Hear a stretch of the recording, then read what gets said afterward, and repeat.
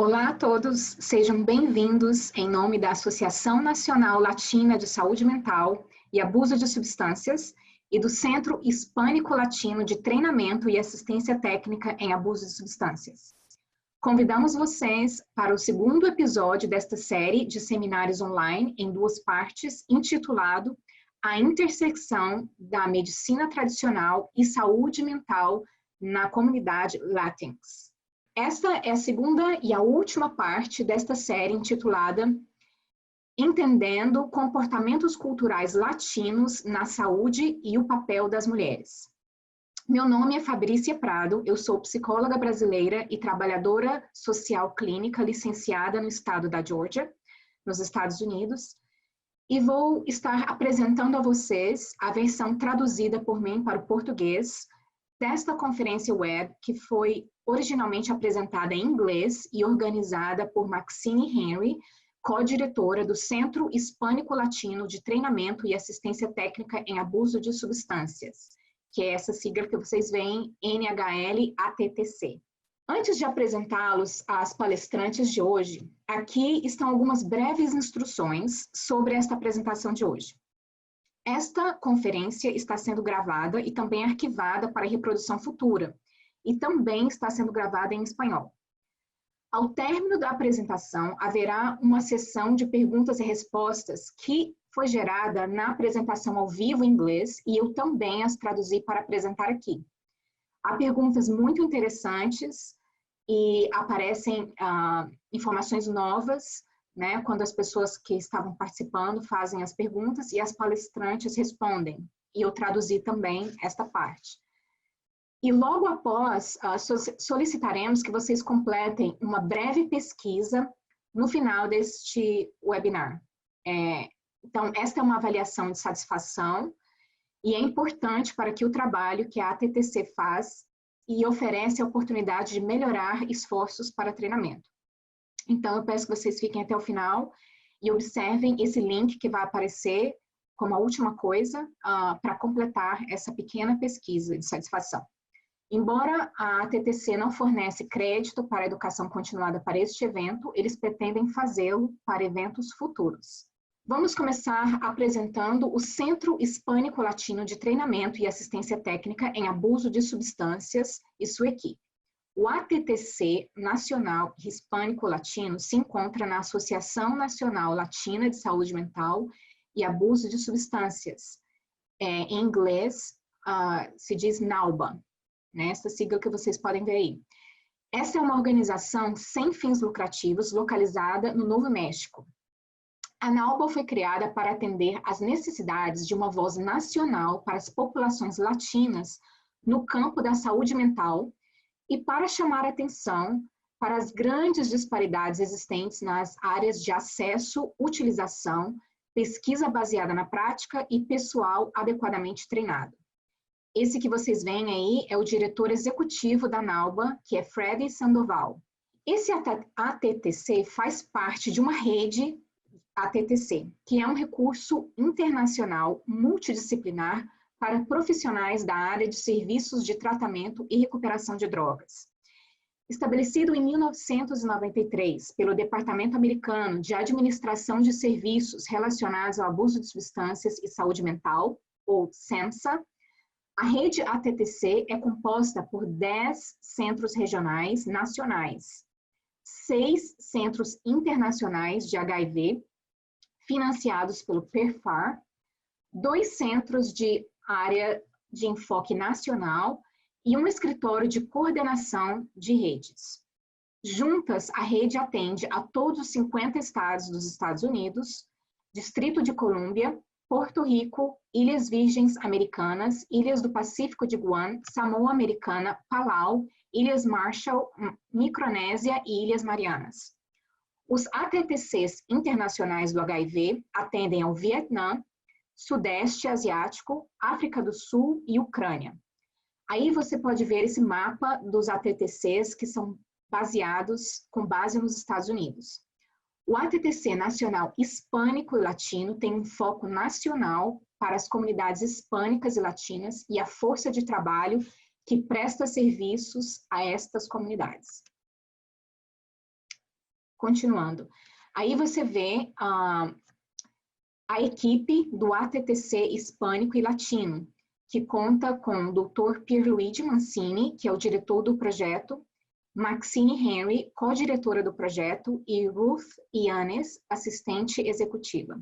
A Associação Nacional Latina de Saúde Mental e Abuso de Substâncias, que também é parte da organização irmã TTC, o Centro Hispânico Latino de Treinamento e Assistência Técnica para Prevenção. Esses centros, a informação sobre eles será oferecida ao final também. Nos últimos slides, vocês vão poder ver todas as informações de contato para eles. Ok, então, as caras apresentadoras de hoje são Dina Cruz e Socorro Chacon. Dina Cruz é residente de Boyle Heights há muitos anos e é uma aluna orgulhosa da Universidade do Estado de Califórnia. Atualmente, ela está realizando um mestrado em saúde pública, trabalhando como coordenadora de projetos do modelo social de sistemas de recuperação para melhorar o ambiente construído. Dina procura diligentemente melhorar sua comunidade através da promoção e criação de parcerias com aqueles que podem ajudar a minimizar os danos relacionados ao tabaco, álcool e drogas. Concentrou-se em parques e barreiras ao uso de parques, além de aumentar a participação cívica. Recentemente, ela recebeu seu certificado de prevenção ao crime através da designação de design ambiental, que complementa seu treinamento em arte.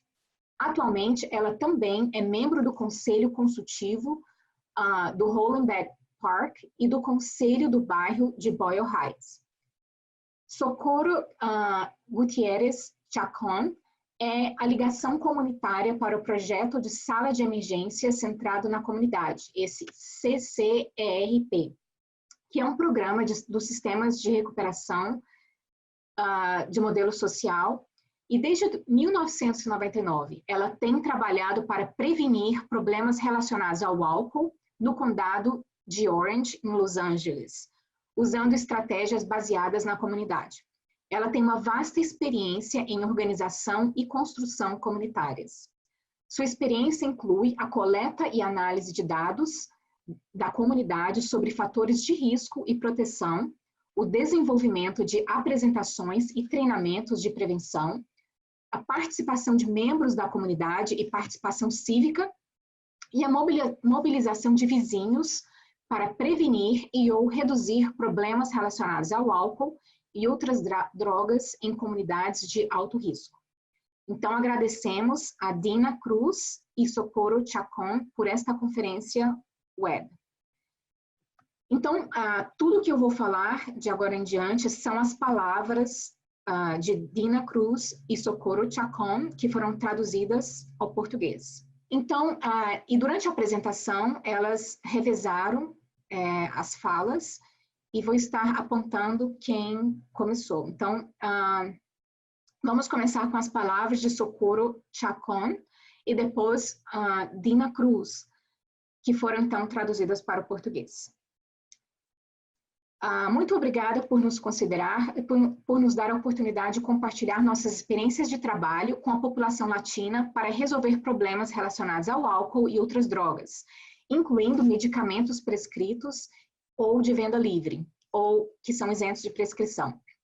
Eu só quero dizer que nós não somos especialistas na área médica, nossas experiências são baseadas no que aprendemos com outras experiências.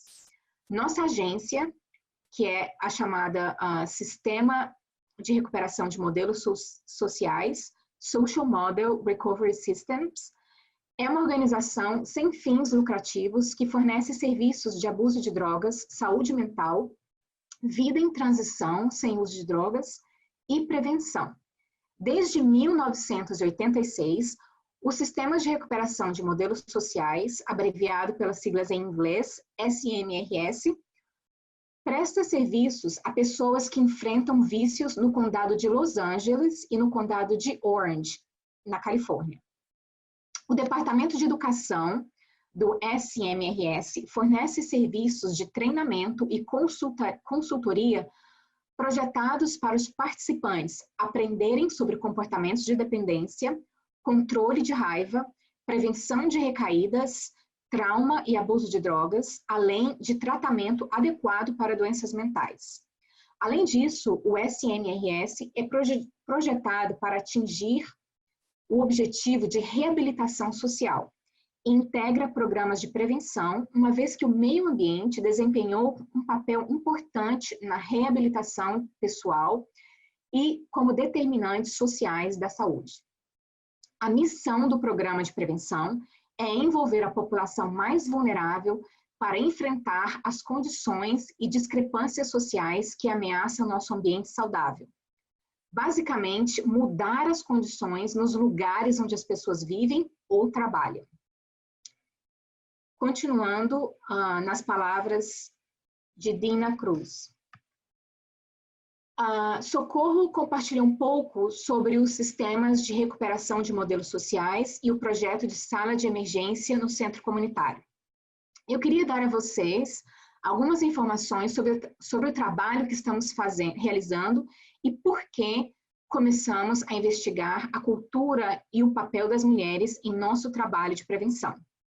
Mas primeiro, gostaria de agradecer ao Departamento de Saúde Pública do Condado de Los Angeles, que financia todas as nossas pesquisas, e ao Departamento de Prevenção e Controle de Abuso de Substâncias, em particular, que nos confiou a trabalhar na bela cidade de Boyle Heights, e gostaria de fornecer um pouco de informação sobre o que eles nos confiaram.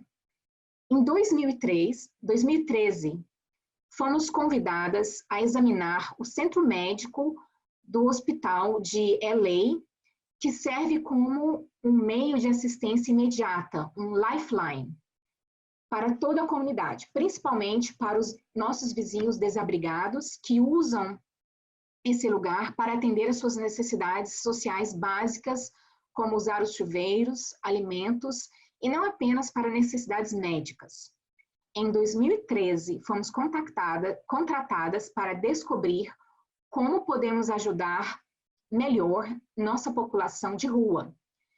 Então, percebemos que o ambiente construído desempenha um papel importante, não apenas para não atender às necessidades dos nossos vizinhos desabrigados, mas para manter o vício, e assim por diante. Recebemos a tarefa de observar o ambiente, e para olhar o ambiente tivemos que trabalhar com os membros da comunidade que estavam interessados em melhorar essa comunidade. E por isso começamos a ir até a comunidade e conhecer os nossos vizinhos, e perguntar a eles quais eram alguns dos problemas que estavam acontecendo ali nessa comunidade, o que nos manteve em Boyle Heights. Mais tarde na apresentação, compartilharei um pouco mais de informações sobre o que como é Boyle Heights, mas eu definitivamente queria compartilhar um pouco do nosso histórico sobre por que nos envolvemos na prevenção e no trabalho nas comunidades, e particularmente com as mulheres, em Boyle Heights. Agora nas palavras de Socorro. Além disso, esse sistema de recuperação de modelos acredita que mudar comunidades e criar um ambiente saudável é fundamental e possível.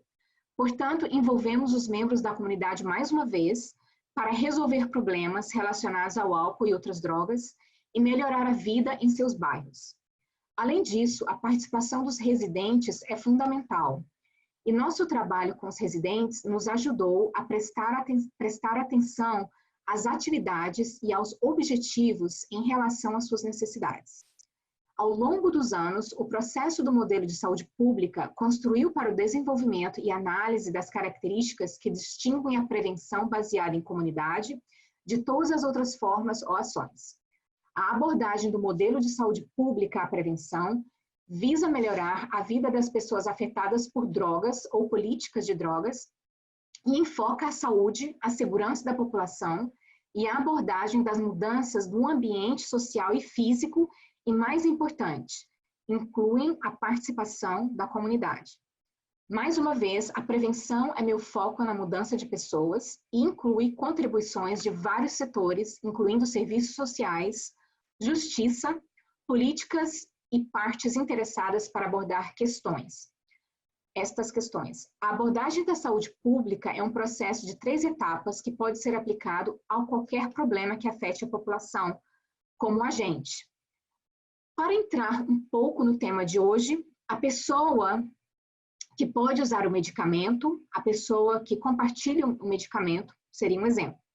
O ambiente pode ser as farmácias locais, a disponibilidade, contexto social, cultura e comunidades de baixa renda.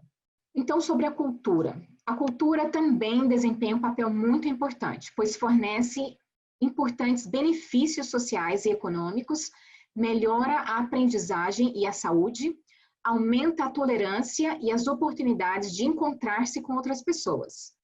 A cultura melhora a qualidade de vida e aumenta o bem-estar de indivíduos e comunidades.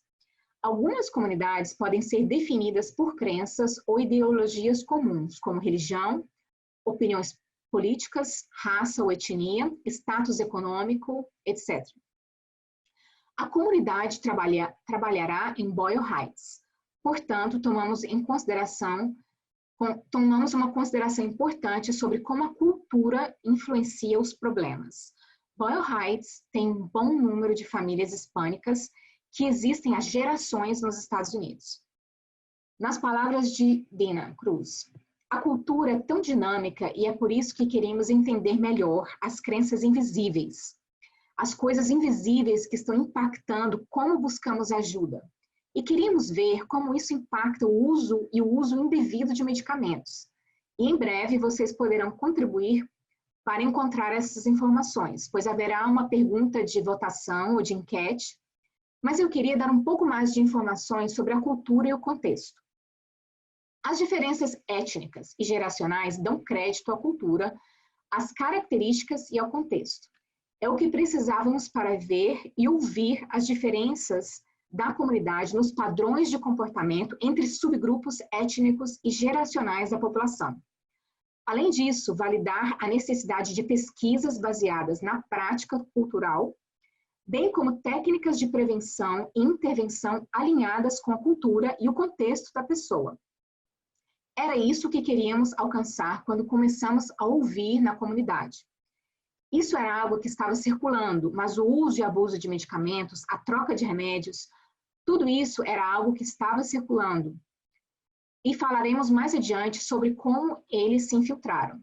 Nós começamos a perceber desde o início que a cultura da comunidade, particularmente aqui em Boyle Heights, que é predominantemente latina, estava começando a procurar ajuda orientada pela cultura. Portanto, isso é muito importante, especialmente para os latinos, e que continuemos a conversa. Quero que todos tenham em mente que a cultura pode ser um fator protetor, que às vezes pode nos trazer coisas que outras culturas talvez não considerem boas para a saúde, mas que a cultura, mais uma vez, pode ser vista como um fator de proteção. E essa é a abordagem que queremos adotar, mas também ouvimos um pouco sobre como existem algumas práticas que talvez outras pessoas podem demonizar. Falaremos um pouco mais tarde com exemplos sobre isso, portanto, fique atento. Nas palavras de Socorro, portanto, para nós, trabalhar com essa população não é suficiente para conhecer a magnitude do nosso problema público. É importante que entendamos quais fatores protegem as pessoas ou provam ser um risco, porque os fatores de risco e proteção são úteis e precisamos identificar onde os esforços de prevenção devem se concentrar. Então, chegamos a essa parte em que no seminário ao vivo, eles fizeram essa pergunta e as pessoas podiam votar. Então, eu vou fazer a pergunta, dar alguns segundos para vocês pensarem e vou dizer para vocês qual foi o resultado na conferência ao vivo. Então, vocês podem comparar com a resposta que vocês pensaram. Então, vamos ouvir de você. Você concorda ou discorda da seguinte afirmação? É aceitável tomar mais do que a dose recomendada de uma receita ou de uma prescrição se você sente mais dor do que o habitual? Então, pense se você concorda fortemente com isso, concorda, discorda ou discorda completamente. Então, muito obrigada por dedicar seu tempo a responder essa pergunta. Esta mesma pergunta foi discutida enquanto conversávamos em um grupo na comunidade, quando apresentávamos medicamentos prescritos a nossos membros da coalizão, grupos comunitários e pais de diferentes escolas do Distrito Escolar Unificado de Los Angeles. O objetivo era aumentar o conhecimento sobre a importância de tomar medicamentos prescritos da maneira que o médico prescreveu. Não tomar medicamentos prescritos que não foram prescritos para você. Os medicamentos prescritos podem ser viciantes e causar a morte se usados de forma inadequada. Todas as informações coletadas levaram a conversas mais profundas, porque descobrimos que as pessoas acreditam que os medicamentos prescritos não eram viciantes e que era seguro usá-los sem permissão de um médico ou receita médica, obtendo-os, por exemplo, da comadre, do amigo ou outros membros da família. Por serem legais e amplamente disponíveis, o abuso de medicamentos prescritos é apenas um problema de adultos. E eles acreditavam que os medicamentos prescritos em si não são um problema. Por isso, decidimos ter um grupo focal e abordar todos esses mitos sobre medicamentos prescritos. Depois, então, o que elas fizeram é que tivemos nosso primeiro grupo com um membro da coalizão para saber mais sobre o compartilhamento de drogas, porque eles não procuram orientação médica e preferiram consultar a um farmacêutico.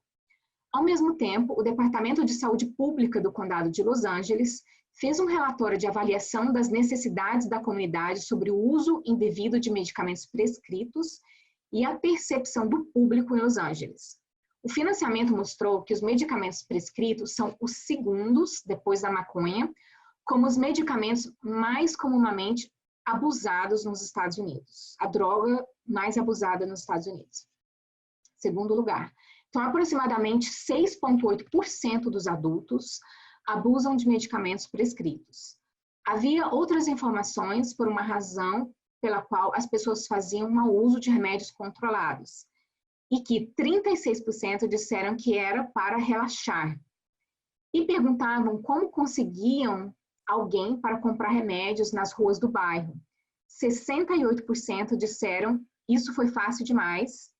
Então sentimos que precisamos de mais informações sobre isso na comunidade em que trabalhamos.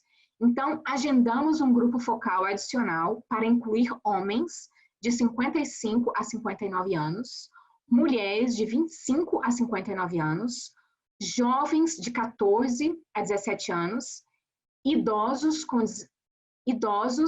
e jovens com idade de transição entre 18 e 24 anos. A etnia dos participantes foi determinada pelo que os participantes relataram sobre sua herança e comida típica. A metodologia e as perguntas do grupo focal foram elaboradas em colaboração com a Universidade Loyola Marymount. Realizamos um total de 5 grupos focais. Dina falará mais sobre por que fazemos isso, o processo de análise e financiamento de dados. Então, eu quero que as pessoas façam uma pequena linha do tempo no fundo de suas mentes. Imagine que este é o ano 2000.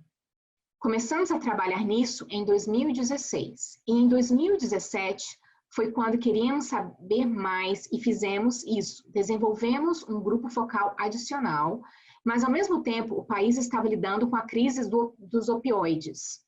E ainda estamos lidando com essa crise. E, portanto, na pesquisa do condado, mencionada por Socorro, é importante ter em mente que essa pesquisa era em todo o condado, onde há quase 10 mil residentes. E como sabemos, a costa leste é muito afetada pela crise dos opioides, mas há um pouco mais no lado oeste. Então, também levamos em conta que todos queriam saber, ok, queremos garantir que as coisas não fiquem terríveis aqui. Como especialistas em prevenção, estamos buscando prevenção, estamos tentando ver o que nos impede de ter números mais baixos. Mas, ao mesmo tempo, queremos saber como garantir que isso não piore e como ajudar outras pessoas que estão enfrentando a crise dos opioides. Então, essa era uma questão que o Condado de Los Angeles tinha no topo de sua lista de prioridades. Então, pensamos, está tudo bem, você tem essa tarefa, sabemos que a crise está acontecendo, queremos encontrar respostas, mas nunca perdemos de vista o mais importante. Estamos atendendo a um público predominantemente latino na comunidade e queríamos saber o que mantém nossa comunidade segura. o que está fazendo com que nossa comunidade participe do risco. Por isso, levamos isso em conta e quando estávamos terminando a pesquisa inicial com os membros da nossa coalizão, que você pode ver nessa foto aí, esses são os fabulosos pioneiros da nossa coalizão que participaram da pesquisa inicial, na qual queríamos conhecer, com base nas conversas que Socorro mencionou, as quais ocorreram durante nossas apresentações, onde estávamos tentando abordar o uso indevido e abuso de medicamentos na comunidade. As perguntas começaram a circular, histórias sobre compartilhamento e como as crianças estão tomando medicamentos porque sabem que se sentem mal, tem problemas comportamentais, etc. Mas as mulheres são como, meu filho é apenas hiperativo, isso não importa, não é tão grave assim. Mas os médicos e os professores, eles querem colocar remédio neles. Então começamos a ouvir essas histórias o tempo todo e sentimos a responsabilidade de ver como ajudamos nossas irmãs latinas e as que estão lidando com esses problemas. E o que realmente descobrimos no grupo focal original é que havia uma enorme preferência por medicamentos mexicanos sobre os medicamentos daqui dos Estados Unidos. Um participante inicial do grupo focal disse que preferia medicamentos mexicanos, não apenas para necessidades médicas, mas também odontológicas. Agora, um pouco mais de contexto sobre a nossa comunidade, para vocês entenderem melhor. Estamos apenas a cerca de 3 horas de distância de Tijuana. E não apenas eu, como latina, mas também sei que Socorro, praticamos isso e ouvimos isso de nossos membros e participantes dos grupos focais. Você sabe, tem um amigo que está indo para Tijuana e adivinhem, sabemos como fazer nosso pedido de forma clara e antecipada, porque queremos tornar tudo seguro e obter o benefício de Tijuana. Ou seja, de encomendar que eles tragam remédios de lá. E que não é apenas uma maneira econômica de obter esses medicamentos, mas é quase como se houvesse uma tremenda preferência em nosso grupo de enfoque. No grupo de enfoque original, um dos participantes disse, bem, você sabe, você recebe o custo da droga aqui dos Estados Unidos, mas é apenas água com açúcar. Agora, se você quer coisa boa mesmo, você pega de Tijuana. Como se isso fosse, bem, há uma percepção de que a medicação mexicana é melhor e mais poderosa, mais potente. Então, tivemos muitas perguntas.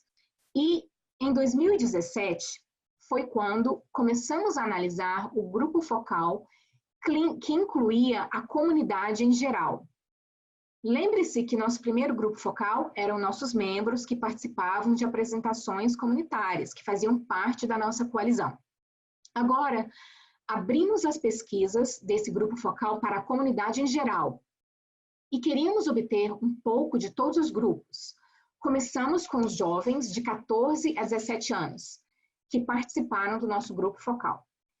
Essa era tão importante que queríamos entender melhor como a cultura e as visões de mundo estão no contexto da comunidade, como elas influenciam o risco de disponibilidade, acessibilidade e consumo de medicamentos prescritos, e supostamente sem receita médica. Também queríamos ver se essa crença de que a medicação do México é melhor ou se os remédios feitos em casa são melhores e se estão mudando dentro da segunda e terceira gerações. Ficamos curiosas para saber se esses jovens que nasceram aqui ou foram criados aqui nos Estados Unidos, se eles ainda carregavam essa tocha. Então, tivemos essas perguntas para os jovens e queríamos usar nossas descobertas para desenvolver estratégias de prevenção culturalmente responsivas para o uso e mau uso de medicamentos prescritos ou medicamentos de venda livre.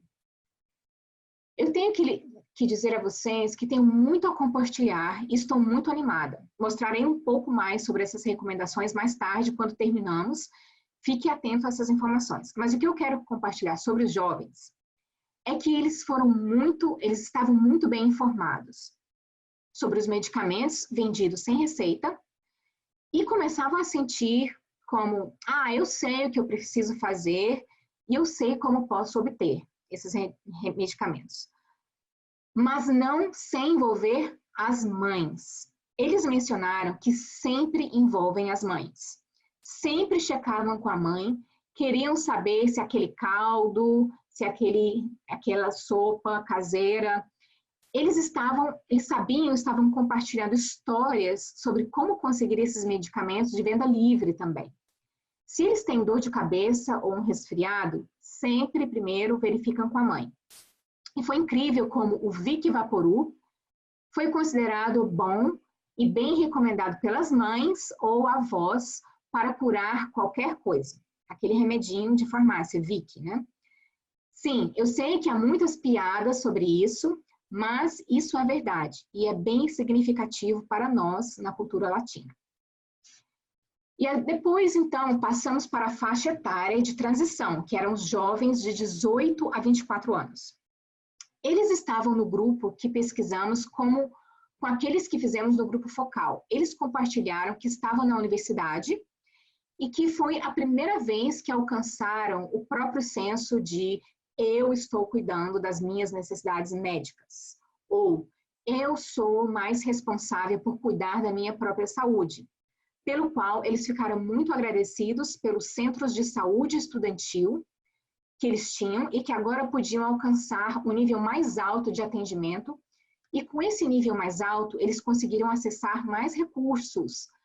Mas o que eles sempre faziam era verificar com a mãe se essa era a melhor maneira, se havia uma alternativa, ou se o que o médico prescreveu estava correto. Então, novamente, esse tema recorrente do papel da mãe continuava aparecendo. Então, ficamos intrigadas. Quando passamos para os homens, e deixe-me dizer que o grupo dos homens era muito empolgante. Na verdade, o grupo dos homens foi meu grupo focal favorito, porque ali eram validadas muitas coisas que sabemos que são verdade, mas foi bom ouvir da perspectiva masculina.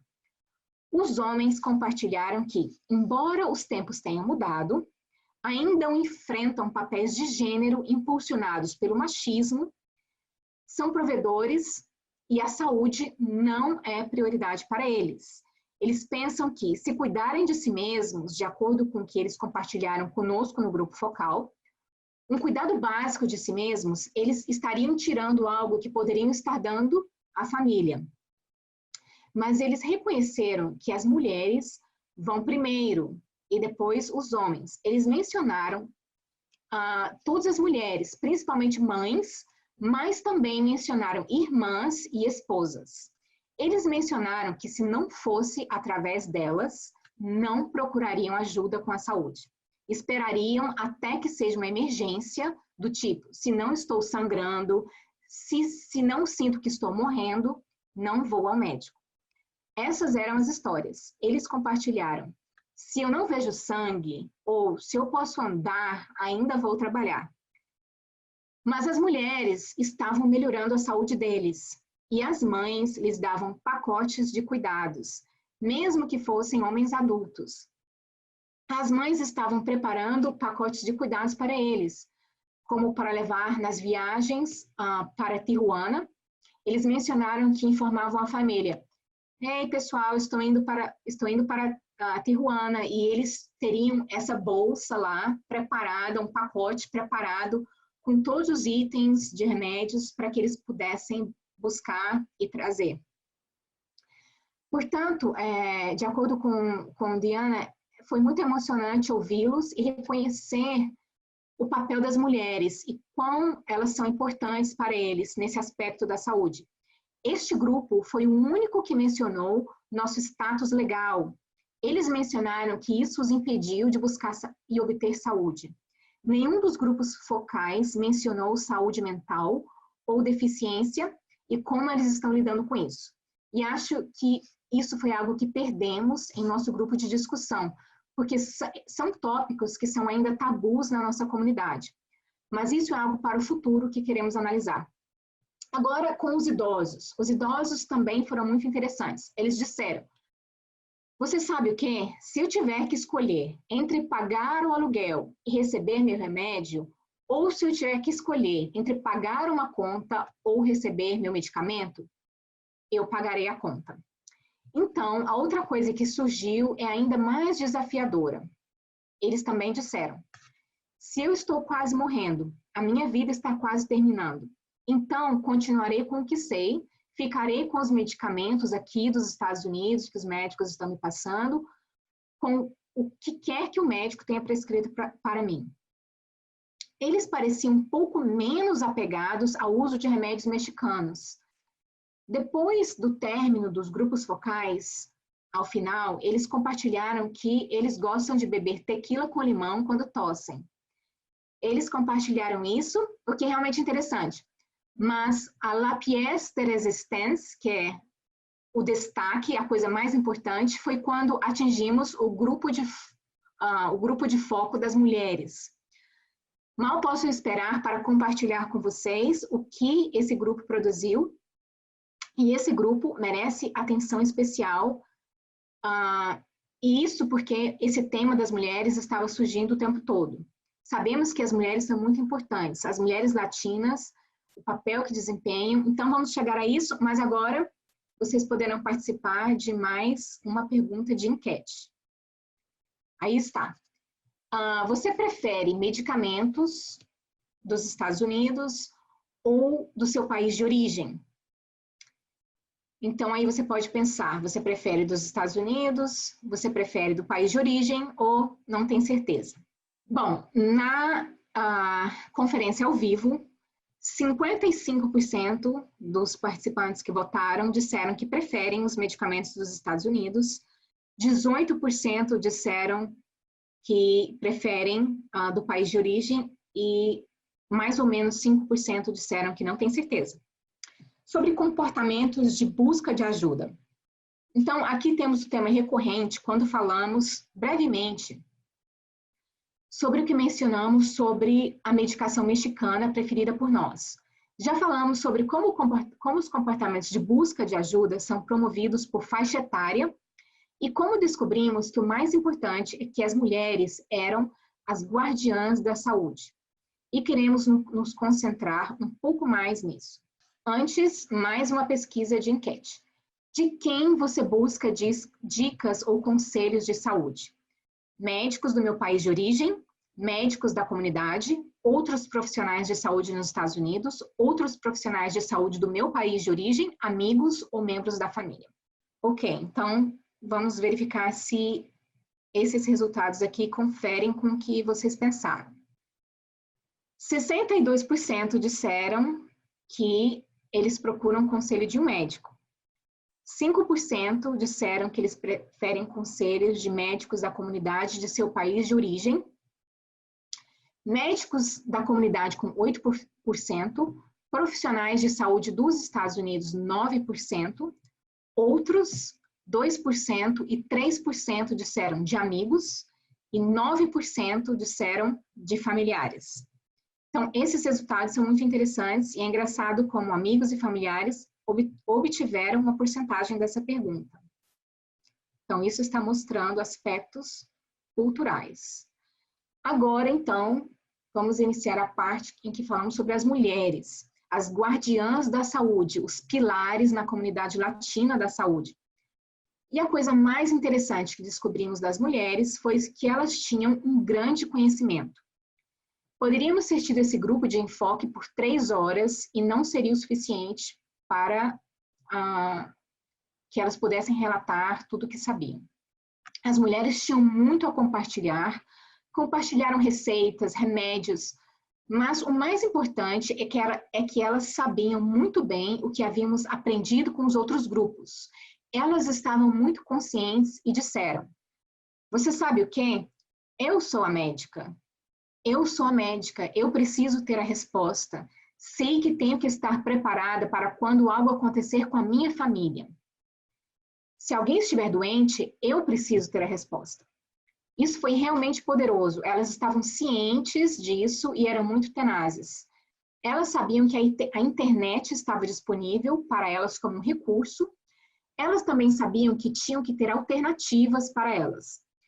Foi isso que começamos a ouvir sobre as opções de medicina complementar e medicina alternativa que estavam oferecendo às suas famílias.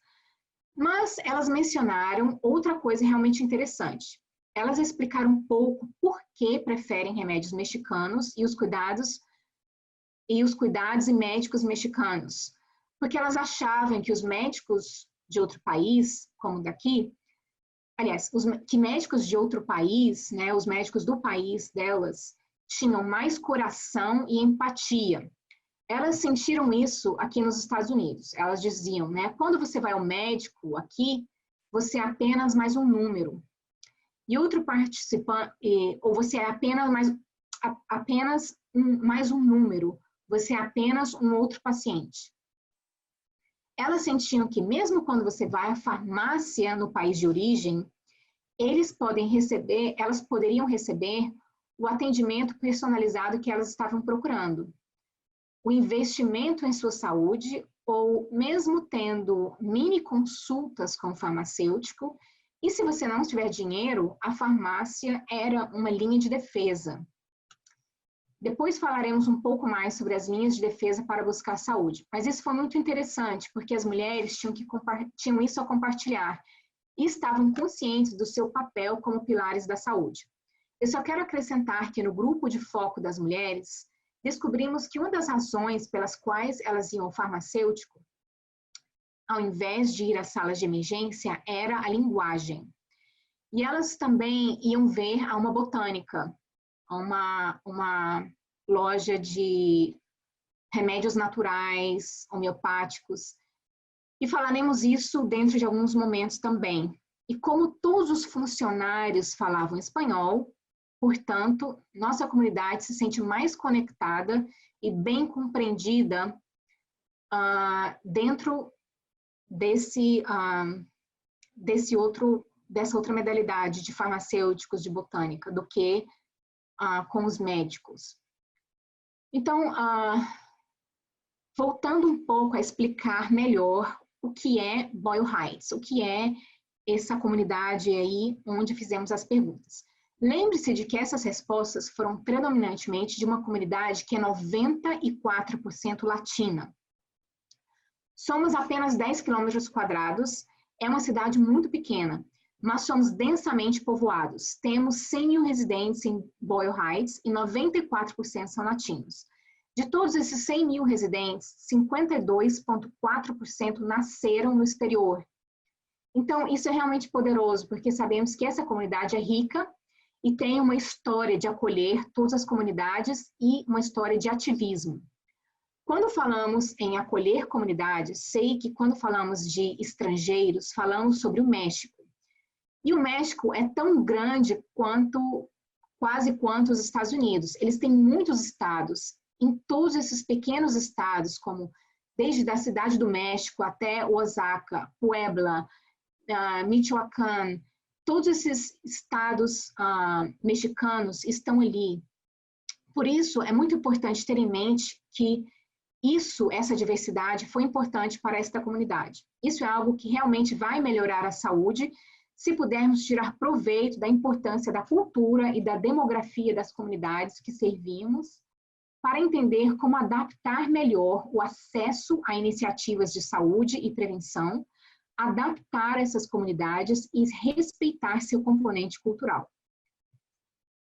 Então, voltando um pouco, estávamos ouvindo que às vezes também apareciam essas crenças religiosas, ou seja, acreditamos em um susto, né? Em espanhol se diz essa coisa do susto, ou em essência, né, o que um médico diria transtorno de estresse pós-traumático, TEPT, né? Então eles referiam a isso como susto ou susto passado.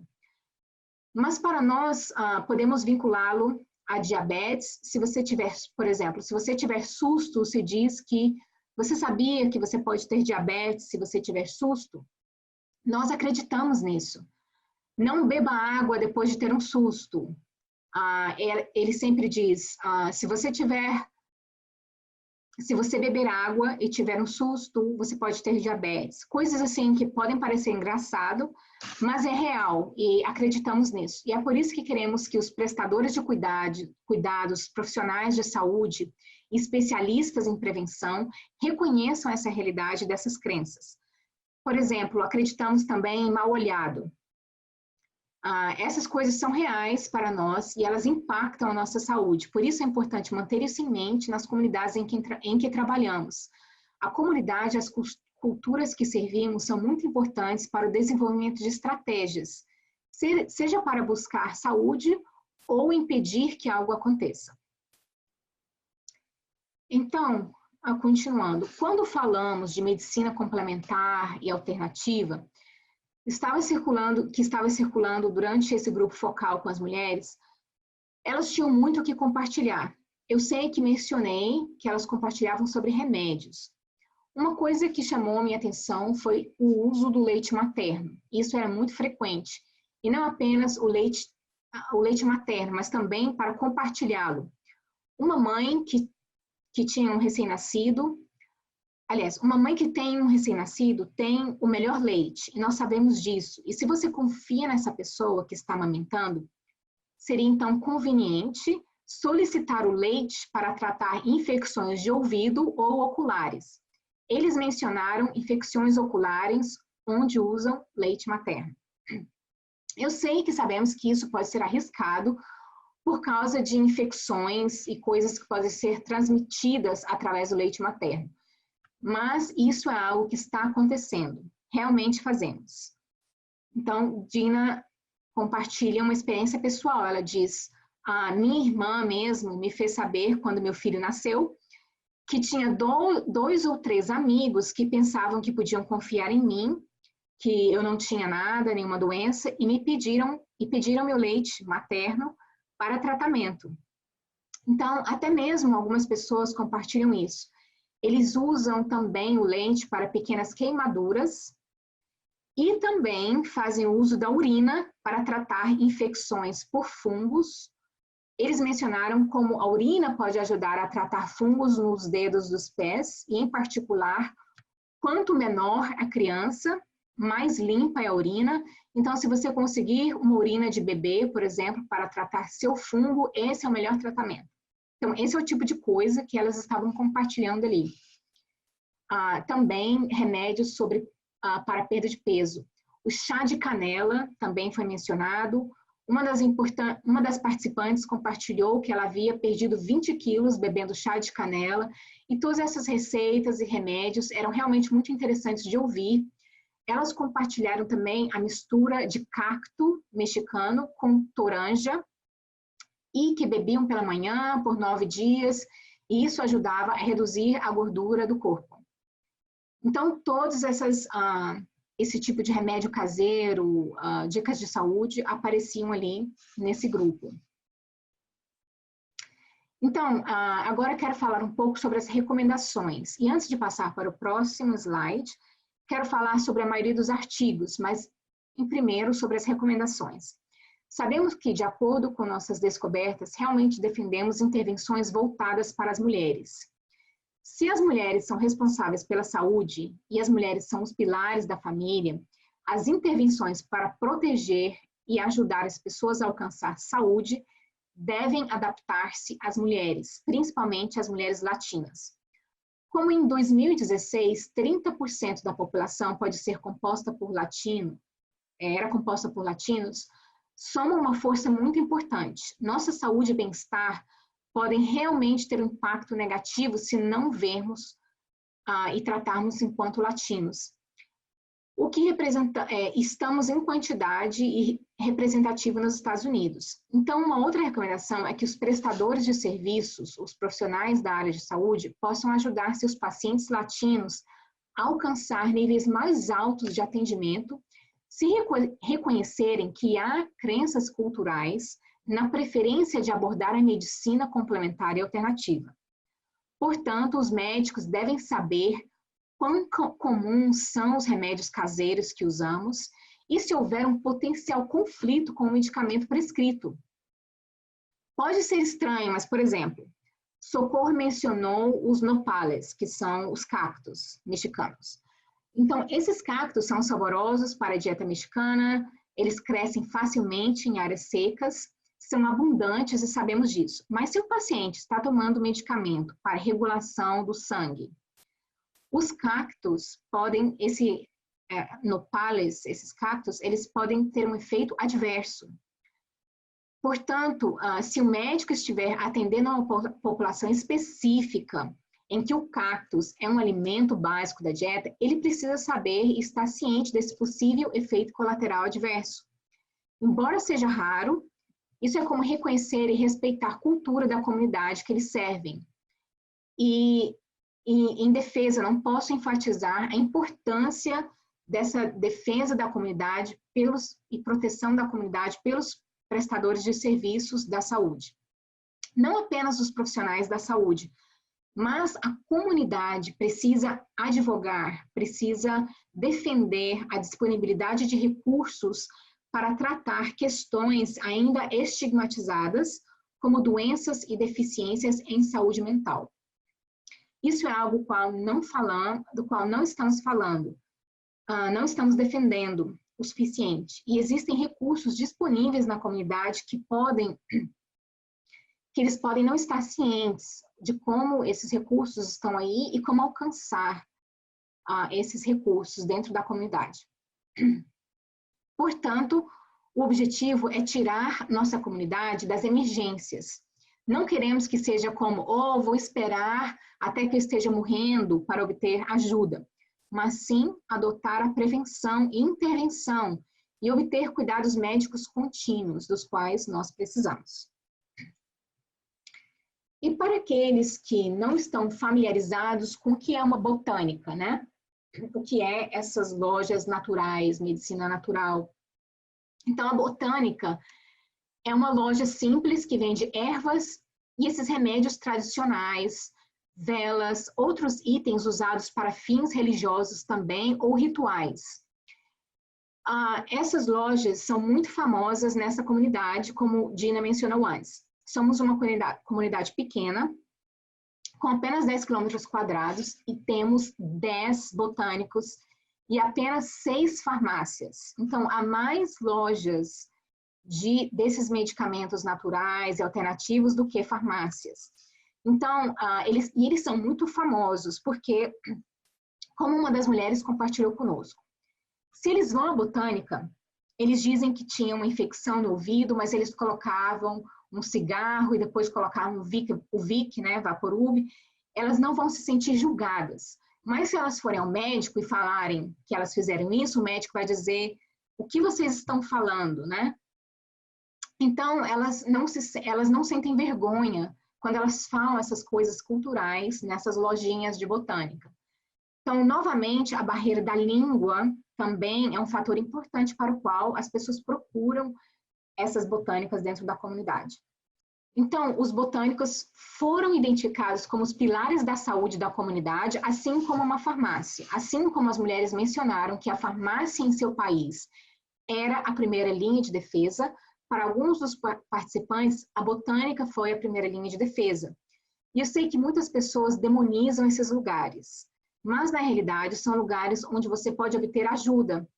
E se podemos começar a abraçá-los, talvez o remédio que tenha penicilina, talvez podemos saber que eles podem chegar ao mercadinho. Então, sabem que podem obtê-lo na botânica, esse remédio com antibiótico.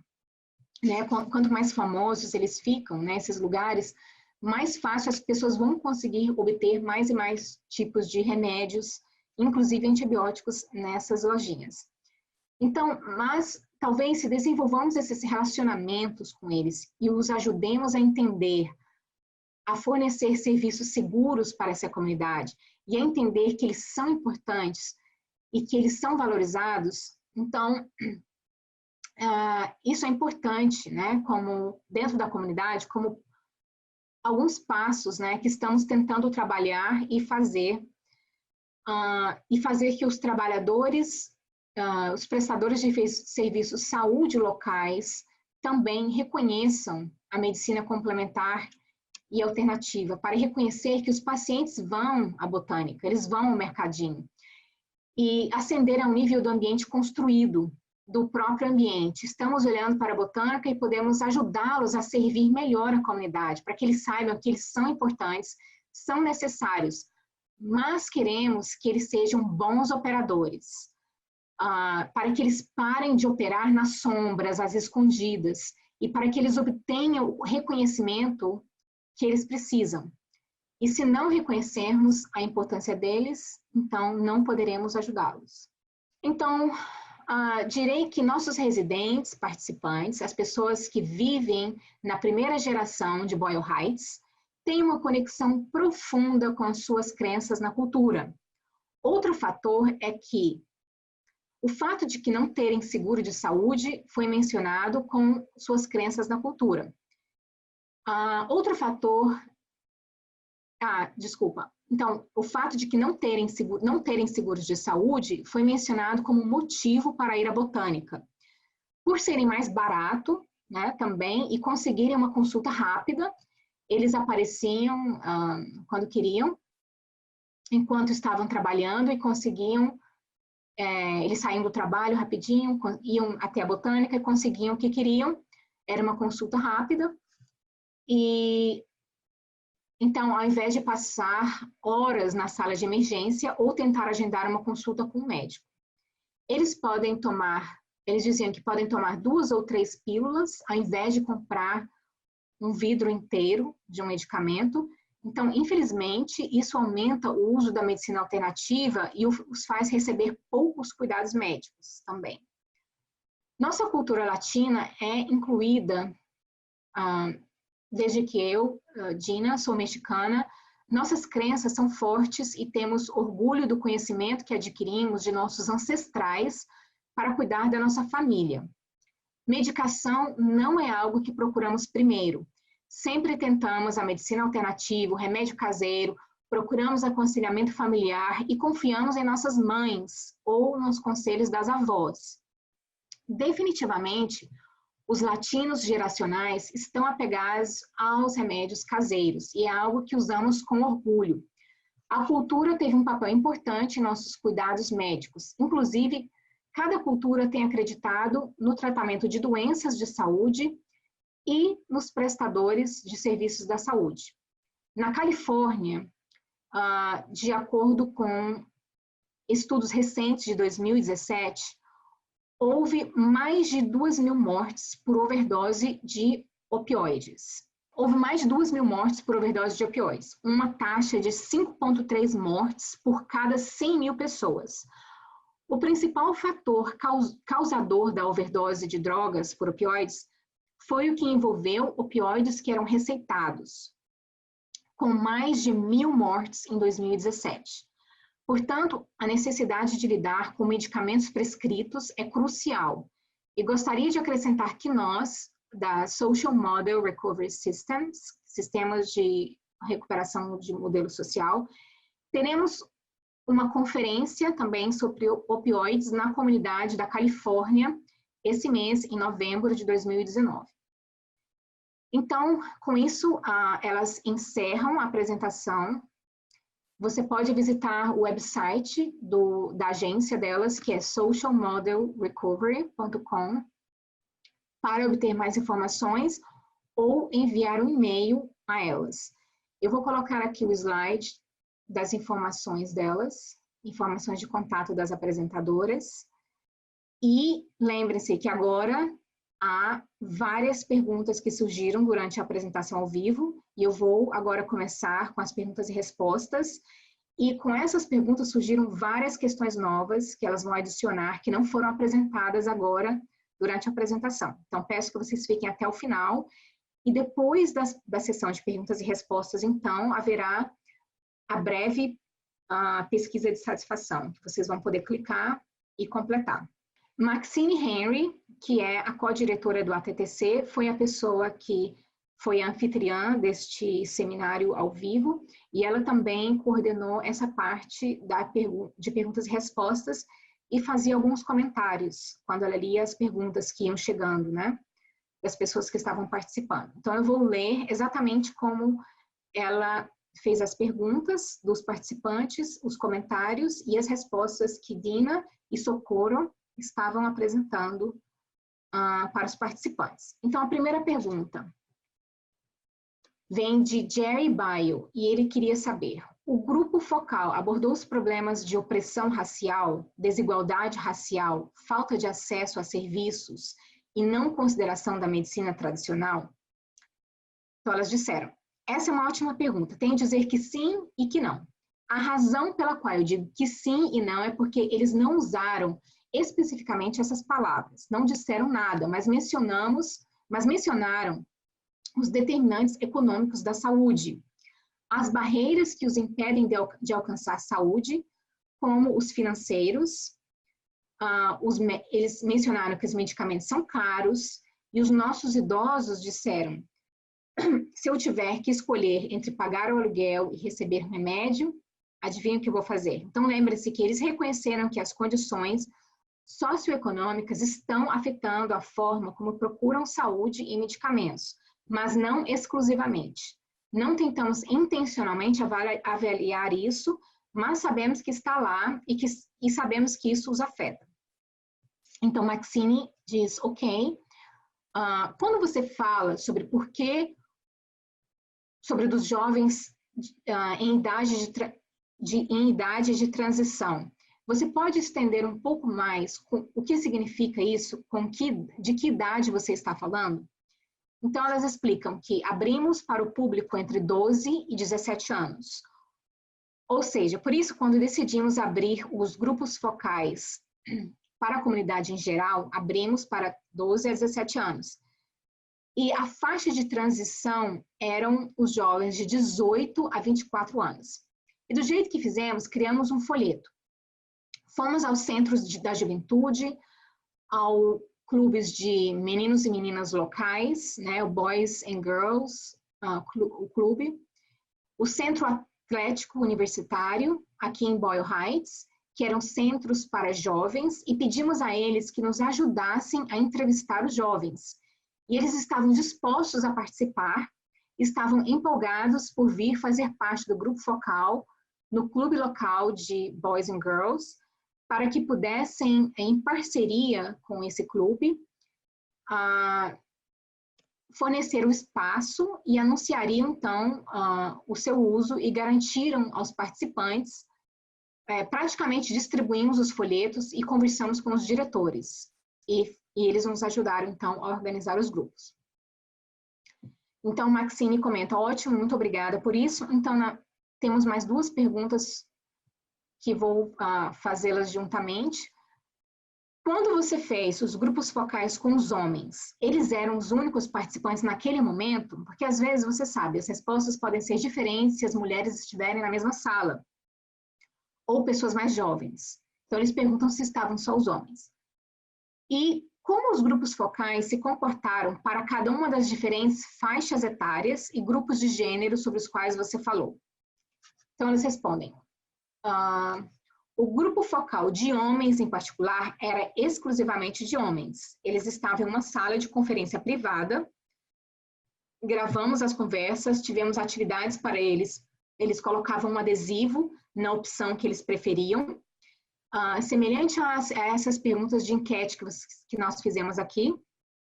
E depois tivemos essas conversas e perguntas de pesquisas detalhadas, e foi muito íntimo. Foi o grupo focal preferido do qual participei, e acho que ajudou muito que eles foram muito honestos. Eu acredito que eles foram muito honestos, eu senti que eles estavam ansiosos para compartilhar, tinham muito a compartilhar, e nunca esquecerei uma história sobre um que disse sobre um massagista. Então, eles dizem em espanhol sobador, né? Esse tipo de quiropraxista ou massagista popular, mais ou menos sem formação. Então, é alguém que repara os seus ossos ou sua doença através de certos tipos de massagens. E ele diz: você conhece minha mãe? Quando quebrei meu tornozelo, minha mãe me levou a um massagista. Fiquei traumatizado e depois disso, e desde então nunca mais voltei, porque senti que o meu tornozelo piorou. Então, essa foi um tipo de história que eles compartilharam. Eles também foram o único grupo que compartilhou sobre as barreiras legais, né, sobre a questão de documentação, de legalidade, de que quando você não tem documentos, fica mais difícil, quase impossível para obter assistência médica. E as únicas maneiras pelas quais eles buscam alcançar a saúde foram as identificadas no grupo focal. Com respeito aos outros grupos, um foi feito nesse clube, né, que dissemos, de jovens, e o grupo focado nos idosos e mulheres aconteceram no nosso escritório, que é um pouco de divulgação de informações para levar as pessoas a participar, e estávamos apreciando, então, a participação. Então, essa era a parte dos grupos que aconteceram no nosso escritório, que era um ambiente também muito íntimo e muito calmo. Então, Maxine pergunta, então, para o grupo focal dos homens, eles eram facilitados por homens? Então, ela esclarece que elas, né, Socorro e Dina, nós éramos as facilitadoras de todos os grupos focais. Como mencionei, a metodologia e as perguntas do grupo focal foram desenvolvidas na Universidade Loyola Marymount, mas fomos facilitadoras e estávamos presentes em todas as reuniões. Fomos as que formaram todos os grupos focais, o que nos ajudou a nos envolver, porque éramos as facilitadoras e transcrevemos todos os áudios, transcrevemos e esperamos que nossos resultados sejam publicados em breve. Próxima pergunta, de duas pessoas diferentes, que são mais ou menos o mesmo tópico, de Mara San Martino e também Esther Ayers. Elas ouviram que a saúde mental não era realmente mencionada nesses grupos focais, especificamente com os homens. Os facilitadores de qualquer um dos grupos focais, vocês, né, mencionaram saúde mental para ajudar a lidar com o que está acontecendo na comunidade, sabendo que isso é um tabu e que há algum estigma associado? Então, a resposta: eu diria que não foi mencionado no grupo focal. O transtorno mental, a saúde mental, não é vista na comunidade latina como algo que eles chamarão de doença mental ou transtorno mental. Mas eles falaram sobre depressão, nervosismo, mas não exatamente como uma doença mental. Eles não colocariam essa etiqueta. Não tratavam como doença mental. E Dina complementa dizendo que não foi mencionado, né, e que os transtornos mentais, e ela acha que isso foi uma oportunidade perdida da nossa parte. Acho que não pensamos no que não acrescentamos às perguntas, mas não era uma prioridade falar. Eles não mencionaram isso tanto quanto nós. Tentamos intencionalmente obter essas informações.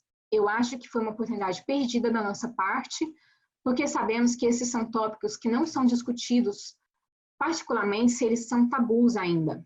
Você sabe, por exemplo, o que é o autismo? Eu já ouvi algo na comunidade sobre que o autismo nem existe. Então, eu sei que na geração anterior eles dizem, apenas dá uma boa palmada, uma boa surra que ele vai consertar. Então, ouvimos isso na comunidade, certo?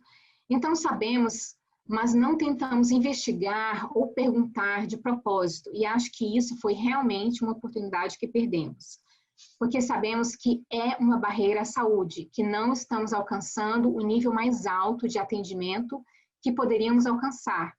Por exemplo, também temos nossas dietas, que não são necessariamente saudáveis, e temos tantos problemas que precisamos resolver, mas que não estamos falando sobre eles, e que, mais uma vez, foi uma oportunidade perdida, especialmente porque sabemos que a nossa comunidade é afetada por todos esses problemas. Tinham particularmente as mulheres, e não falamos sobre como as barreiras para chegar aos serviços quando se trata de um problema mental ou quando você tem uma deficiência. Então, sabemos que isso está acontecendo, mas não falamos particularmente sobre isso, e foi uma pena que não o tenhamos feito. Então, Maxine comenta, obrigada por essa resposta. Como mencionado, Boyle Heights é uma área muito pequena. Acho que vocês disseram 6,2 milhas quadradas.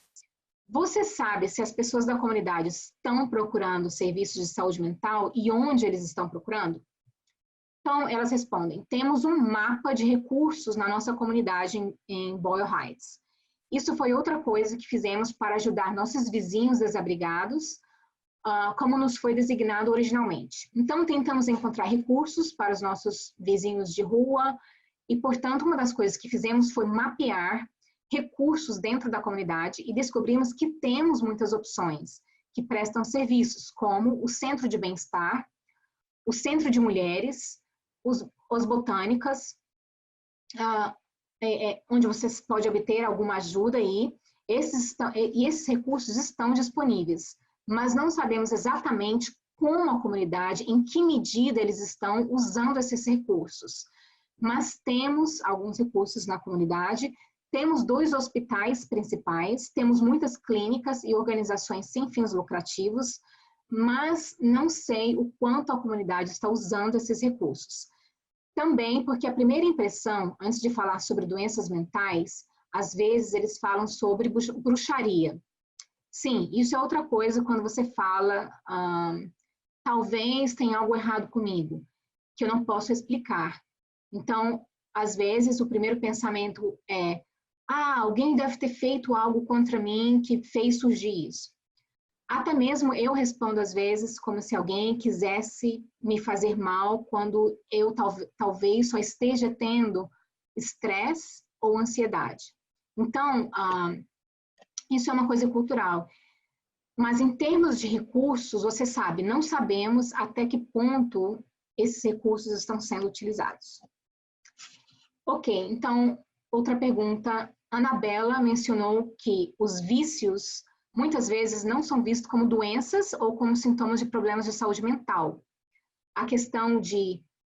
eu sei que durante a apresentação vocês falaram sobre esses medicamentos prescritos não serem vistos como viciantes. Mas houve alguma conversa em algum grupo de certa idade ou sexo sobre dependência de substâncias? Então, elas disseram, os jovens mencionaram que sabem muito bem o uso da maconha e o assunto sobre o qual conversaram e como, por exemplo, sabem curar a vermelhidão dos olhos e que podem obter colírios na loja de 99 centavos, na loja de bebidas, no balcão e assim por diante. Eles estavam fazendo isso com seus amigos ou com eles mesmos. Então, eles estavam dizendo que fumam maconha e tem o efeito colateral de que os olhos ficam vermelhos, mas que eles mesmos sabem como tratá-los. Mencionaram que estão muito estressados, mencionaram que as tarefas de casa causam estresse e dor de cabeça, mas que eles podem tomar Tylenol e sabem que podem obtê-los, né, no balcão da farmácia e que eles podem obtê-lo. O vício da maconha foi o que mais surgiu e um outro também foi o Adderall, que é muito popular no nível universitário, que é o remédio para tratar déficit de atenção com hiperatividade. Então, mesmo que seja prescrito, né, para crianças com hiperatividade no ensino fundamental, os estudantes universitários dizem que o usam para estarem mais focados e concentrados nos exames finais. Ok, próxima pergunta. Jeffrey Arrington quer saber se tem algum conhecimento de alguma pesquisa científica revisada por profissionais da área de saúde sobre a eficácia da urina humana no tratamento do pé de atleta ou fungos ou qualquer outro tratamento. Você sabe se há uma pesquisa validada cientificamente sobre isso? Então, elas respondem que não é que não tenhamos chegado tão longe, mas parece que seria uma coisa excelente a acrescentar em nossas tarefas de coisas a fazer, além de fazermos mais análises ambientais e entrevistas adicionais. Devemos definitivamente acrescentar isso à nossa revisão final. Eu sei que existem muitos pesquisadores que estão tentando buscar como ajudar os latinos a alcançar a saúde e reconhecer essa cultura, mas pelos remédios específicos que os membros identificaram com os participantes, não analisamos as revisões de artigos de pesquisa que estariam apoiando ou negando isso. Mas sim, isso seria muito interessante. Obrigada pela sua sugestão. Definitivamente é uma questão a expandir. Ok, próxima pergunta, Manuel Medina disse que aprecia os exemplos de sintomas e práticas culturais definidos e pergunta se há algum lugar específico, como um banco de dados, em que vocês listaram esses sintomas e práticas culturais, como susto, mal-olhado. Eu queria saber se existe algum banco de dados onde esses sintomas e práticas sejam encontrados para a medicina tradicional, especificamente, se eles podem ser encontrados online ou em algum lugar que seja na comunidade. Então, elas dizem que, para a nossa comunidade em particular, sabemos que para essas coisas não necessariamente vamos a uma curandeira, mas a botânica seria o seu próximo passo se for algo como susto, ou mal olhado, ou empátio, ou indigestão. Então, quero dizer, eu sei que há uma senhora, por exemplo, você sabe, a senhorinha, né, que você conhece, que pode curar, que pode benzer, e além do curandeirismo, então a comunidade provavelmente iria à botânica procurar ajuda. E se eles não puderem ajudá-lo, provavelmente seriam os que indicariam a essa senhora, né, que pode e que sabe como curá-lo.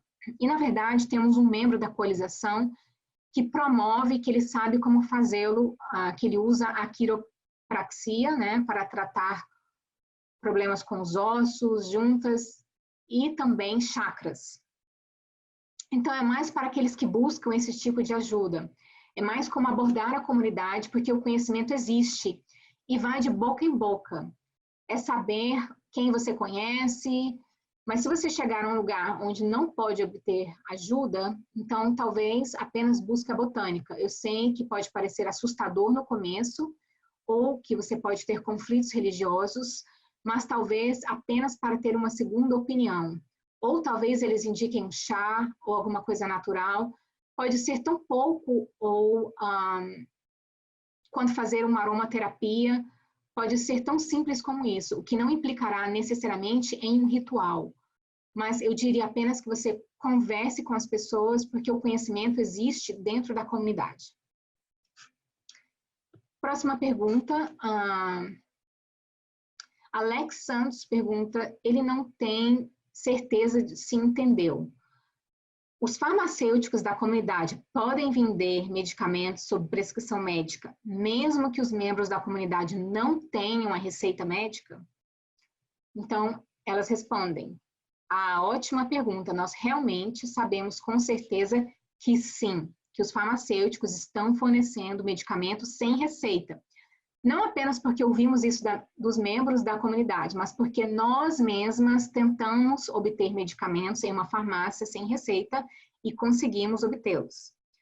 Pois está acontecendo, especialmente se o farmacêutico pode ter essa cultura como, eu sei que isso vai ajudá-lo, deixa me ajudar. Sabemos que é ilegal, sabemos que a DEA, com quem eles trabalham, né, com o Departamento de Proteção com relação a drogas, né? Especialmente quando estávamos falando sobre a botânica e tentamos descobrir como podemos ajudá-los a melhorar, como eles podem servir a comunidade em um nível mais alto. Então, queremos protegê-los, não queremos criminalizá-los. Apoiamos e acreditamos que eles estão ajudando as pessoas a alcançar a saúde. Por isso, queríamos ter certeza de como nós poderíamos ajudá-los a serem grandes operadores, estar à luz, não trabalhar às sombras, né, escondido, por debaixo dos panos, digamos assim. Então, quando estávamos trabalhando com a DEA, aprendemos que isso não é bom, sabemos que não é permitido, sabemos que é ruim, mas está acontecendo. Então, quero dizer, você poderia tentar, eu não recomendo, mas provavelmente, se você vive numa comunidade latina, existe a possibilidade de conseguir seu medicamento em uma farmácia sem receita médica. Eu mesma fui a um dos farmacêuticos e perguntei se um médico estava lá e ele disse que não. E o que você precisava? E eu disse que estava com tosse, tentei de tudo e ainda nem consigo dormir. E ele disse, ok, eu posso te ajudar com isso, mas você precisa de receita médica. E eu disse, Bom, eu não tenho tempo. E ele disse, ok, está bem. Você pode obtê-lo, mas eu vou te dar um recibo e vou eliminar o preço e o nome da farmácia do recibo. Então, infelizmente, é fácil obter medicamentos prescritos nas farmácias locais. E um que recebi foi de antibióticos. Eu entrei numa farmácia, falei com o farmacêutico, acho que tem uma infecção urinária. Não me sinto bem, não tenho tempo de ir ao médico, preciso muito de antibióticos. E a senhora no balcão, não sei se era enfermeira ou farmacêutica ou não, mas estava no balcão da farmácia e ela disse, acho que posso ajudá-lo. Então ela foi lá no fundo, falou com alguma pessoa que estava lá e voltou com um pequeno frasco de antibióticos e disse, aqui está. Então ela me deu um outro remédio de venda livre para complementar, né, para acompanhar, e foi muito fácil. É lamentável porque sabemos que isso pode ser um risco, mas está acontecendo. Maxine Henry comenta, no entanto, é bom saber que você está trabalhando com a botânica, né, e os legisladores para tentar ajudar a tudo isso, né, esse processo se tornar mais seguro. Queremos reconhecer que, se eles sabem que podem fornecer remédios sem receita médica, queremos saber o quanto isso está acontecendo naquela comunidade, porque não queremos. Acontece que sabemos que há riscos, mas não queremos criminalizar ninguém. Queremos saber quais informações devem ser fornecidas e para todos. Então, Maxine complementa, né, que, como elas disseram, que elas estão fazendo isso para apoiá-los, né, trabalhando com os legisladores, para garantir, né, que eles possam ajudar e apoiar essas empresas locais, mas também ajudar a manter toda a comunidade mais segura. Então, obrigada a todos por dar esse passo extra. Então, a próxima pergunta sobre fé. Surgiram questões relacionadas à fé e à igreja e o papel que ela poderia desempenhar na busca de assistência médica? Ou foi abordado de alguma forma nesses grupos focais? Então, elas disseram, ótima pergunta, não foi abordado explicitamente. Os participantes não disseram, não terminei meu tratamento porque você sabe, vou colocar nas mãos de Deus.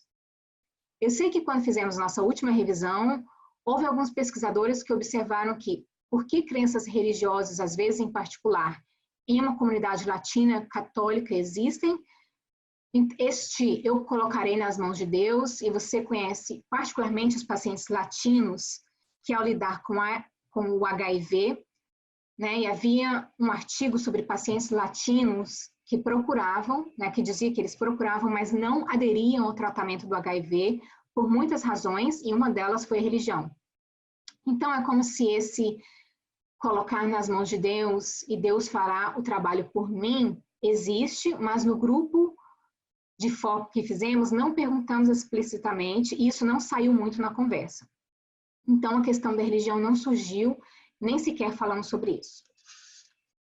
Então, Maxine comenta, ok, interessante, porque isso é uma grande parte das nossas comunidades latinas, e às vezes é algo óbvio para nós, mas nem sempre falamos isso em voz alta.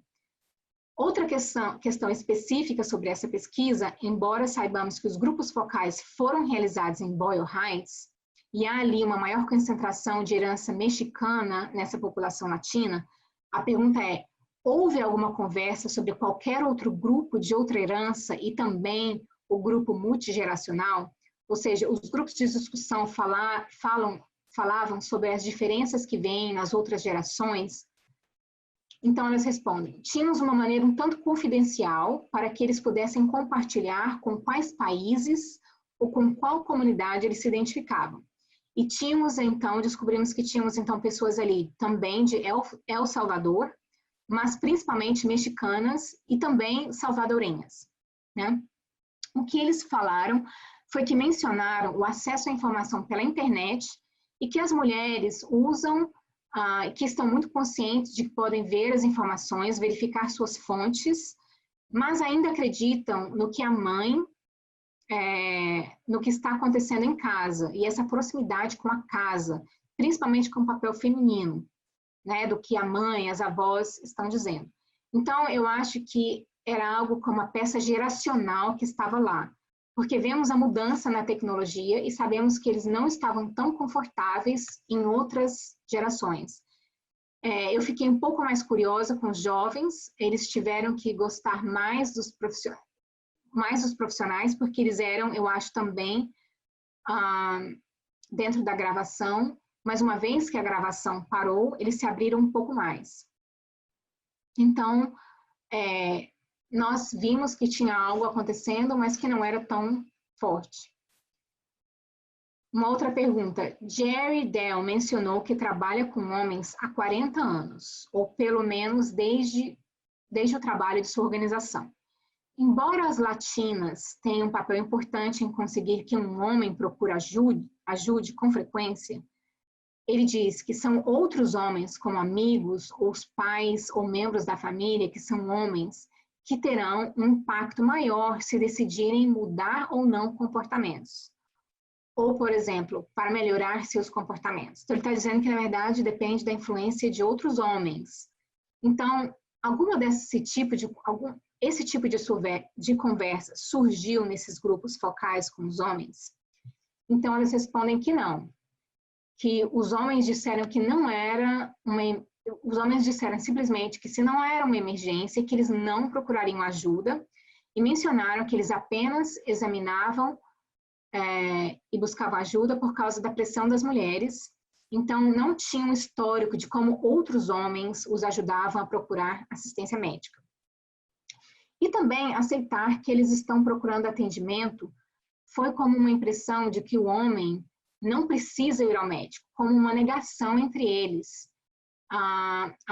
E que aceitar que eles precisam ir ao médico era como se fosse um tipo de fraqueza. E por isso não tinha homens envolvidos, de acordo com os participantes delas. Próxima pergunta, Jill Pleven pergunta, quando você estava falando sobre o grupo de idosos, você disse que eles sentiam que era o fim deles. Eles preferiam a medicina ocidental dos Estados Unidos do que a do seu país de origem, correto? É isso mesmo? E eles disseram que sim. Eles disseram que, como estou chegando ao fim e não sei se quero consultar a opinião de outra pessoa, eu vou ficar com isso mesmo que estão mudando aqui. Então, houve essa mudança. E não sei se o fato de que também alguns deles não podem retornar ao seu país de origem, porque eles revelaram sobre a sua situação de documento, a sua situação imigratória, eles não tinham documento para poder sair e vir. Então, isso também pode ser que seja um outro fator que faria com que eles dissessem, estou realmente chegando ao fim, a medicina ocidental é melhor e vou continuar com ela. E também eles conhecem muito bem os remédios e os medicamentos de venda livre, e eles preferem não fazer nenhuma mudança nessa idade. Próxima pergunta. Os jovens adultos usam a medicina tradicional mais do que a primeira geração ou você não viu diferença nisso? Então, elas disseram, era uma mistura, porque eles disseram, eu sou finalmente responsável pela minha saúde. Finalmente, pela primeira vez, posso administrar meus próprios cuidados médicos, quando eles vão ao centro estudantil. Mas eles ainda mencionaram que vão consultar a mãe, especialmente se for um caso de dor de estômago, dor de cabeça. E eles também eram capazes de avaliar e saber quando procurar o componente da saúde ocidental e saber quando procurar a mãe. E para a mãe era como mais uma coisa simples, dor de estômago, então minha mãe vai me dar chá de menta ou ela tem árvores que crescem ali no quintal e ela vai preparar algo para mim. Então, é uma mistura, mas eu acho que eles usam e eles também sabem que estão começando a ser independentes e que eles têm acesso a medicamentos e saúde tradicionais ocidentais, mas eles tentam fazer esse uso um pouco disso e um pouco do que eles também podem buscar através da mãe. Próxima pergunta, e essa é a última pergunta, tem mais duas perguntas. Então, Maxine comenta, né? Então, os jovens obtêm dos dois lados, da família e das coisas tradicionais da família. E a próxima pergunta vem de Cíntia, que ela disse que no Novo México, o Medicaid, que é o plano do governo, né, fornece muitos medicamentos alternativos e tratamentos alternativos. Isso é feito na Califórnia? Então, a Dina responde, eu não sabia e eu não sei se isso é utilizado na Califórnia, mas estou muito intrigada e vou investigar, porque pessoalmente quero saber se isso está incluído ou não. E ela pergunta, o Novo México inclui tratamento alternativo no Medicaid? Maxine, então, explica que sim, que o Estado do Novo México permite serviços de valor agregados que permitem ver um curandeiro tradicional ou até mesmo ir a um temazcal e praticar sua cura tradicional. Última pergunta. Malcolm Harris quer saber se a população está sendo incentivada a incorporar a medicina tradicional com a medicina mais embasada na ciência, ou seja, as pessoas com quem você está trabalhando. Está sendo conversado com elas sobre usar a medicina tradicional e a medicina ocidental? E elas disseram que sim, essas conversas estão acontecendo e o consenso foi geral. Eu vou conseguir com o que tenho. Existem limitações e elas são, é isso que temos e vou aceitá-lo. Mas se eu pudesse ter tudo, teria. Minha atenção médica seria com o que recebo no meu país natal, estamos falando sobre o México, mas eles estão aceitando que é isso que eles estão enfrentando, estão procurando complementar, a medicina complementar e alternativa, mas isso é como algo básico, que eles estão obtendo. Né, o conhecimento que se transmite, né, do que o comadre, a comadre, o compadre podem saber e transmitir a eles, e também a partir da rede social comunitária. Então, a Maxine comenta, muito obrigado, essas perguntas foram muito úteis, e agradecemos a participação, e essas discussões estão abertas, né, tanto com os membros da comunidade, como os provedores, os profissionais da área de saúde, para facilitar as conversas sobre usar esses dois, né? Especialmente se houver algum tipo de efeito oposto, né, o efeito secundário de usar uma erva com um medicamento, né? E a Maxine, então, pergunta também, isso aconteceu, né, sobre essa questão do conflito? E ela disse que isso não aconteceu durante o grupo focal, mas investigamos mais tarde, principalmente porque ao mesmo tempo assinamos o Prefiro Ser Orgânico e Holístico, e a natureza tem, o que vem da natureza tem um gosto melhor, mas depois, então, dentro de uma investigação mais aprofundada, parece que você precisa ser informado. Por exemplo, Socorro compartilhou comigo sobre Rodan, né? Ela disse que, por exemplo, se você estiver grávida, não pode fazer isso porque pode estimular o aborto, né? Então, é importante que os médicos saibam, né, do que as pessoas estão tomando, de chás, de ervas, de medicina alternativa, homeopática, para ter certeza que não vai ter efeitos colaterais. E mais um comentário de uma pessoa que é Noreen Kelly, que simplesmente queria agradecer a elas por falar sobre tratamento cultural e também como os nativos usam seus tratamentos tradicionais. Ela vem de uma comunidade de nativos americanos e concordou que eles também não reconhecem a saúde mental como uma doença, mas como uma atenção ao processo de pensamento de alguém e ao fato de que eles podem precisar de uma bênção, uma bendição ou uma limpeza espiritual com ervas. E mais uma vez, acredito que o trabalho que vocês estão realizando está realmente ajudando a honrar essas tradições geracionais que temos, mas ainda encontrando maneiras de informar as pessoas, informar organizações e profissionais, fornecedores comunitários que podem ajudar a enriquecer a saúde de todos e de todas as pessoas. Então, muito obrigada pelo trabalho incrível que vocês estão fazendo na comunidade.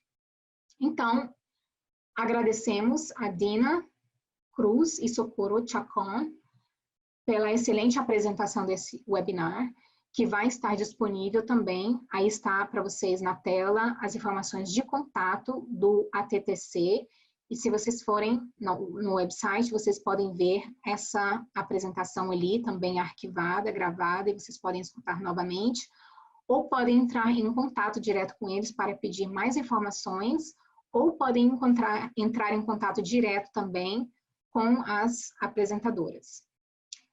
E queria lembrar que, ao final, né, então vocês ainda vão poder clicar no link para completar a pesquisa de satisfação.